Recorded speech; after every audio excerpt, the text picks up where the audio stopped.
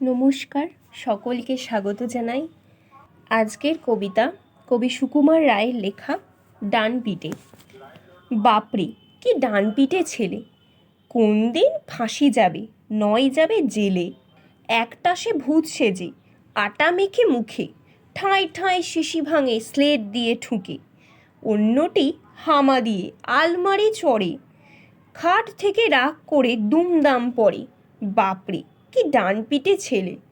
শিলনোড়া খেতে চায় দুধ ভাত ফেলে, একটার দাঁত নেই জিভ দিয়ে ঘষে, এক মনে মোমবাতি দেশলাই চষে। আরজন ঘরময় নীল কালি গুলে, কপ কপ মাছি ধরে মুখে দেয় তুলে। বাপরে, কি ডানপিটে ছেলে! খুন হতো টম চাচা ওই রুটি খেলে, সন্দেহে শুকে বুড়ো মুখে নাহি তোলে। রেগে তাই দুই ভাই ফোঁস ফোঁস ফোলে, ন্যাড়া চুল খাড়া হয়ে রাঙা হয় রাগে। বাপ বাপ বলে চাচা লাফ দিয়ে ভাগে। আজকের কবিতা এই পর্যন্তই। ভালো লাগলে সাপোর্ট করো। ধন্যবাদ।